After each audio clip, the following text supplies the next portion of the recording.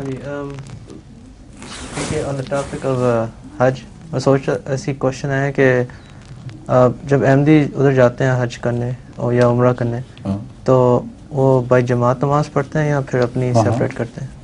अपनी जमात के साथ बाजमात पढ़ते हैं। अच्छा, हाँ तो फिर वो कोऑर्डिनेटेड होते हैं आपस में कि हाँ एक हाँ, साथ बिल्कुल। मिलना है? अच्छा अच्छा,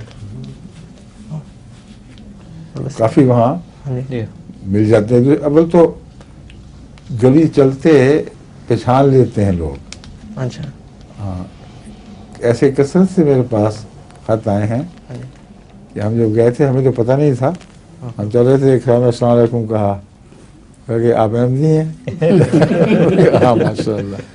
तो फिर आ जाएं, फलां जगह हम इकट्ठे होते हैं, नमाज अच्छा पढ़ते हैं इकट्ठे। अच्छा, तो चेहरे के आसार और उनकी जो शराफत है ना, अतात की, जो खुदा की तरफ से कायम करदा इमाम के नीचे झुके हैं, उससे ज़रूर चेहरे पर नूर आता है एक। और वो ऐसा है जो अपने ही नहीं बल्कि गैर भी पहचानते हैं। उनको पता लग जाता है कि ये है कोई मुख्तलिफ चीज़, अहमदी होगा। हाँ?